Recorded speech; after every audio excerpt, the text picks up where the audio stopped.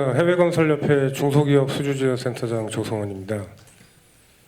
저는 중소기업을 중점적으로 해외건설 지원 사업에 대해서 소개를 해드리는 자리를 마련하겠습니다. 최근에 해외건설은 80년대, 90년대 노동집약적에서 90년대, 2000년대 기술집약적으로 바뀐 것 같습니다. 저희 협회에서 그리고 국토교통부에서 위탁을 받아서 지원을 하고 있는 중소기업 중점의 지원 사업에 대해서 간략하게 요 목차대로 설명을 해드리겠습니다. 우선 지원 사업 개항에 대해서 말씀을 드리면 지금 신청하는 건설 기업들이 해외건설 신고 필증을 반드시 가지고 있어야 됩니다. 그리고 해외건설 촉진법상의 해외건설 공사여야 하고요.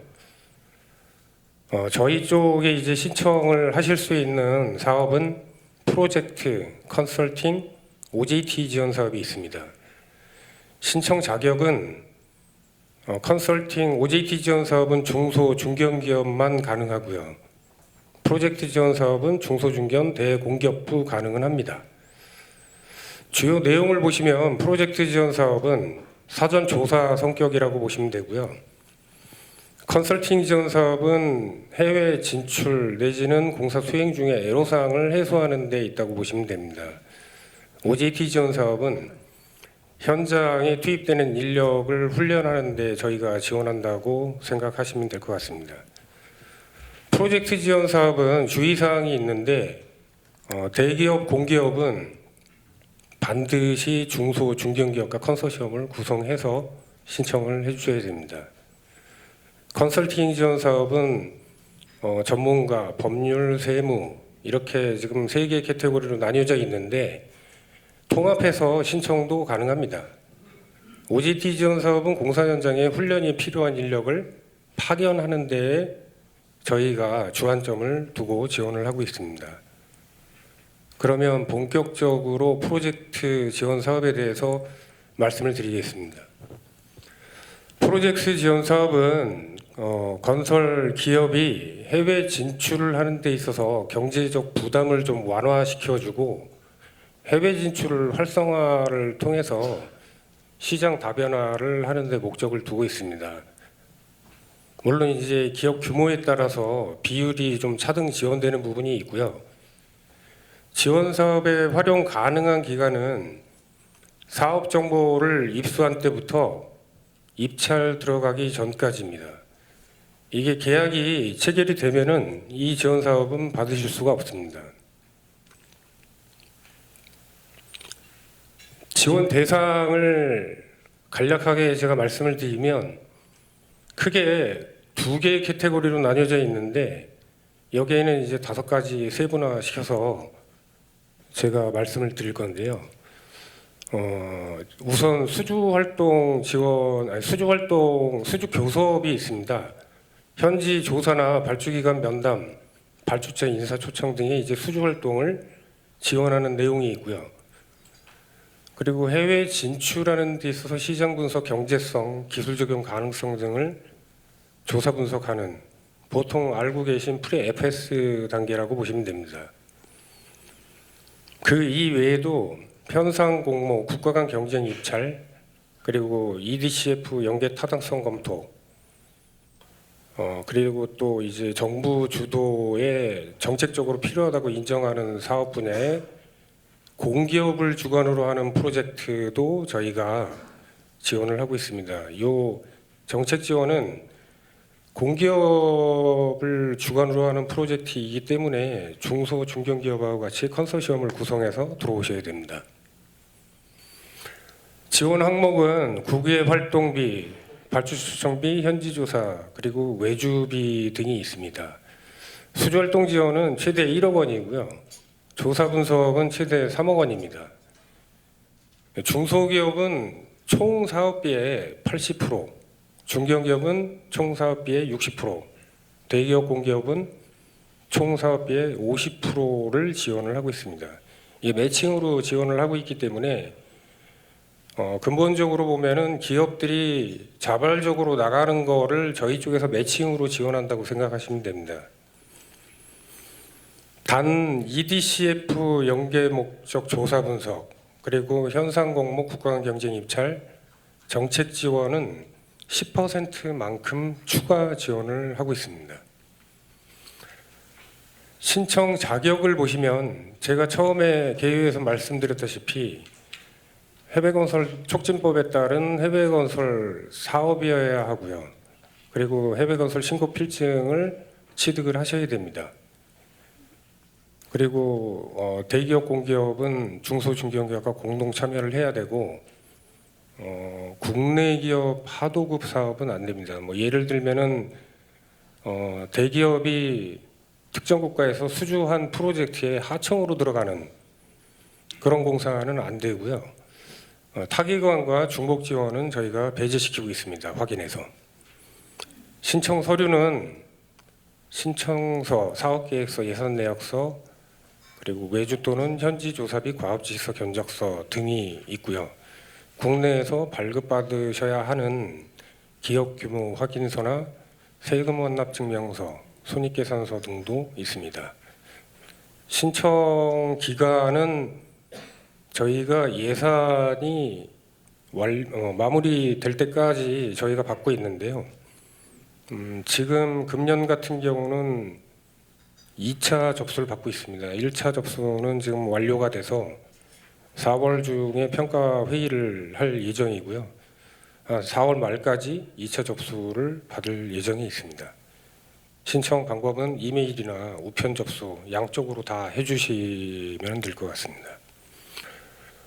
지원 사업 절차를 말씀드리면 지원 신청을 기업이 저희 협회에 하고 신청서나 이제 사업 계획서를 저희 쪽에 제출을 하면 저희가 검토를 해서 외부 평가위원분들을 모시고 선정 평가를 합니다. 선정 평가는 총점 60점 이상이 선정되는데 이 기업 자체 평가 저희 쪽에서 이제 자체적으로 기업 평가를 하는 게 30%가 있고 외부 평가위원분들이 평가하는 내용이 70%가 돼서 총 100점 만점에 60점 이상이어야 선정이 됩니다. 그 이후에 협약 체결을 하고 사업 추진한 다음에 결과 보고를 하게 됩니다.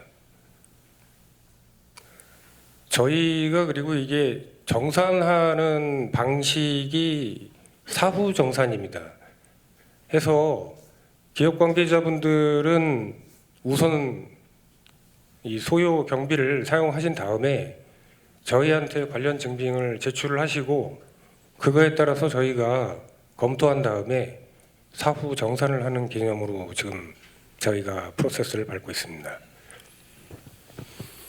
지원 자격 체크리스트를 한번 살펴보겠습니다. 이게 해외건설 지금 신청 사업이 해외건설 촉진법에 따른 해외 공사인가 그리고 해외건설업 신고를 했는가 그리고 이전 연도 지원을 받은 경우에는 예산 집행률이 60% 이상인가 그리고 신청 사업의 발주처가 해외 기관인가 그리고 타 정부 보조 사업과 중복 신청이 되어 있지 않은가 이 부분에 대해서 생각을 좀 해보시고 저희한테 신청을 해 주셔야 하는데요. 여기에서 지금 3번, 4번은 3번 같은 경우는 저 위에 보시면 결과 보고가 있는데 결과 보고에서 예산 집행률이 이 특별한 사유가 있지 않으면은 60% 미만 사용됐을 때는 저희 쪽에 신청이 조금 저해가 될 수가 있습니다. 그리고 4번 같은 경우는 발주처가 해외 기관인가는 기본적으로 국내 기업이 해외에 나가서 투자개발 사업을 하든 어떤 목적의 SPC를 설립을 했을 경우에는 저희 쪽에서는 지원이 당초에는 되지 않았습니다. 근데 최근에 대미 투자법도 통과가 됐고 미국 쪽을 중심으로 해서 국내 제조업들이 해외에 진출을 많이 할 거로 예상됨에 따라서 이 부분은 신청 사업의 발주처가 해외 기관인가라는 부분을 국내 제조업, 국내 기업 이런 것도 좀 저희가 감안을 해서 금년부터 좀 바꾸려고 지금 국토부와 협의 중에 있고 신청도 그렇게 받으려고 생각하고 있으니까 해외 진출하는 기업분들은 좀 참조하시면 좋을 것 같습니다. 다음은 컨설팅 지원입니다. 컨설팅 지원은 전문가, 법률, 세무 이렇게 세 개 카테고리로 나뉘어져 있는데요. 이 컨설팅 지원이라고 하는 거는 기업이 이제 해외 진출하기 전에 아니면 해외에서 공사 수행을 하고 있는 중에 어떤 애로사항이 발생했을 때에 전문가 아니면 로펌 아니면 회계법인 이렇게 연결을 해주는 지원 사업이라고 보시면 됩니다. 지원 대상 역시 여기는 이제 대기업은 포함이 안 되고 중소 중견기업만 해당이 됩니다. 여기에서 지금 보시면 일반적인 법률, 세무 그리고 어떤 해외공사 수행상 애로사항에 대해서 1대1 상담을 대면 비대면으로 저희가 연결을 하고 그 비용에 대해서 저희가 지원을 하고 있습니다. 전문가는 각종 부문에 대해서 46인을 저희가 풀로 구축을 해 놓고 있고요. 로펌 같은 경우는 지금 보시는 바와 같이 김행장, 율촌, 세종, 광장, 태평양 등 총 9개 법인을 저희가 풀로 구축을 해 놓고 있습니다. 회계법인 역시 3일, 삼정, 안진 이렇게 3개 법인을 저희가 풀로 구축하고 있고요. 지금 이 법률 세무 컨설팅은 어떤 애로사항을 신청했을 때 건당 최대 12시간을 저희가 지원을 해주고 있습니다. 특히 금년 26년서부터는 노무 컨설팅을 저희가 선정을 2개 법인을 해서 해외 진출하는 데 있어서 노무 관련된 애로사항도 저희가 지원을 추가로 해주려고 지금 계획하고 공고를 냈습니다. 지원 내용은 제가 조금 전에 간략하게 말씀을 드렸지만 전문가 46인을 신청 기업들이 뭐 견적이나 입찰 준비, 보증서 발급, 뭐 환율 관리, 보험 가입, 뭐 공종별 검토 사항 등에 대해서 애로 사항이 있으면 저희가 연결을 해주고 있습니다.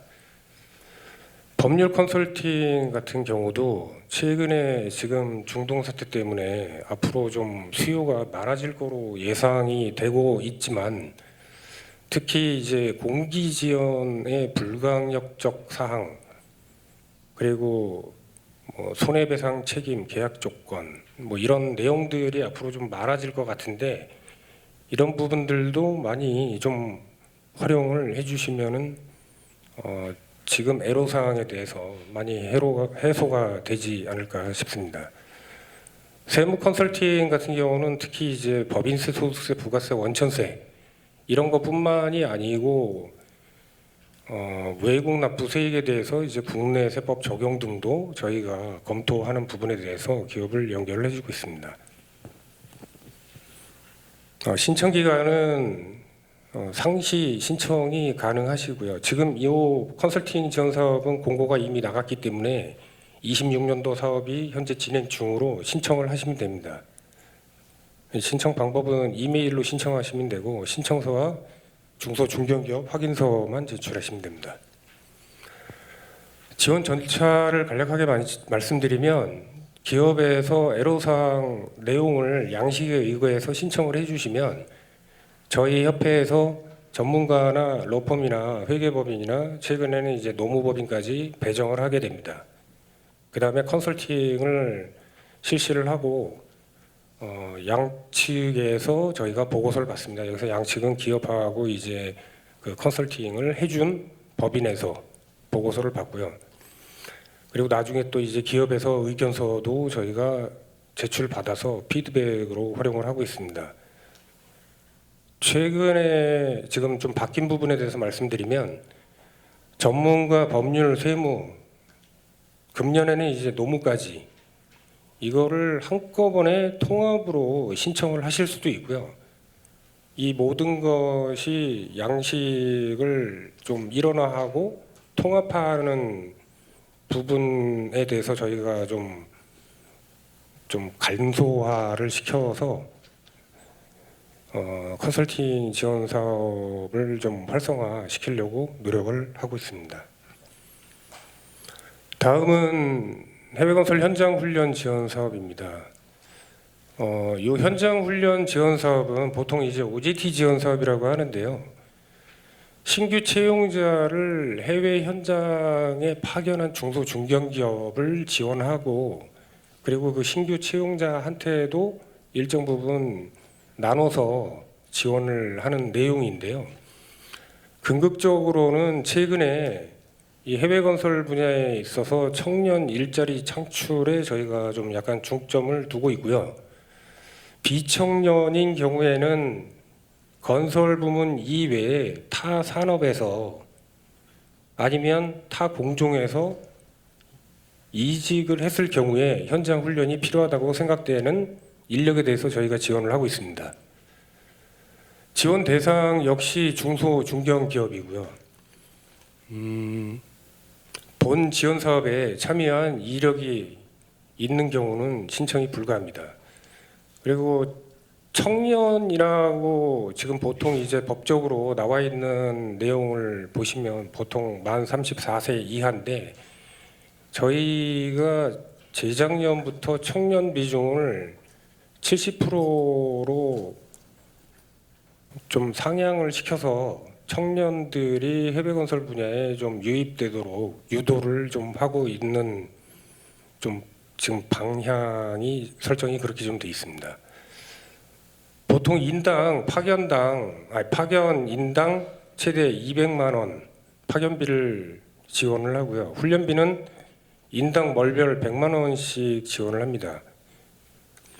근데 여기 이제 기업하고 파견자 각각 50만 원씩 지원을 하고 있고요. 만 34세 이하 청년 채용 기업은 50만 원을 추가로 지급을 하고 있습니다. 이 지원 최대 인원은 기업별 20명이고요. 이 외국 발주처 프로젝트 직접 수주 시에는 최대 25명까지 지원은 가능합니다. 지원 기간은 6개월 이상 최대 12개월 이내고요. 청년은 최대 24개월까지 지원을 하고 있습니다. 설계감리, 엔지니어링 이 공정 수행 기업은 3개월 이상부터 신청이 가능합니다. 지원 대상은 해당 연도와 이전 연도에 채용한 근로자이고요. 지원 현장은 저희 해외건설협회의 계약 체결 결과 보고를 완료한 프로젝트입니다. 당연히 시공중 공사 현장이어야 인력들이 파견될 테니까 이 해외건설 촉진법상의 계약 체결 보고가 완료된 기업에 대해서 저희가 지원을 하고 있습니다. 지원 기간은 이 공기 내 파견 기간이고요. 지원 목적은 좀 전에 말씀드렸다시피 해외건설 현장 업무 수행에 있습니다. 신청 요건에 해당되지 않는 사례는 준공 시점이 지났거나 이 도래 예정인 현장에 근로자를 파견하는 경우, 그리고 과거 지원 사업에 참여해서 지원금을 받아간 비청년 근로자, 그 근로자의 파견 기간이 3개월, 엔지니어링 그러니까 이제 용역사 같은 경우는 3개월 이내 미만인 경우는 안 되고요. 시공사 같은 경우는 6개월 미만인 경우에도 안 됩니다. 구비 서류는 뭐 신청서, 사업 계획서, 그리고 각종 이제 국내에서 떼서 제출해야 할 서류들이 좀 열거가 되어 있습니다.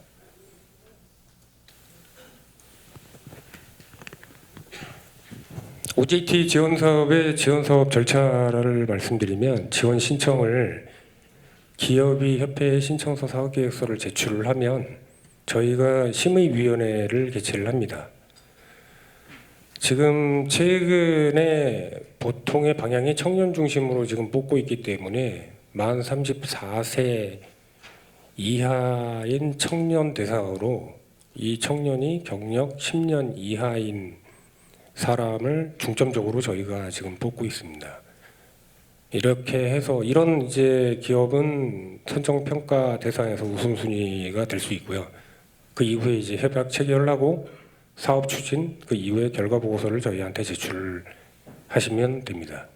우선 선정 기업은 해외 건설 플랜트 마이스터고 그리고 특성화고 졸업생을 채용하는 기업, 그리고 청년층, 그리고 기타 등등 이런 기업들이 이제 우선 선정 기업이 되겠습니다. 저희는 해외건설 통합정보 서비스를 통해서 여러 가지 정보를 제공하고 있습니다. 여기에 나와 있는 URL을 참조를 하시면 해외건설 분야에 대한 모든 정보를 확인하실 수 있습니다. 예, 이상 저의 발표를 마치겠습니다.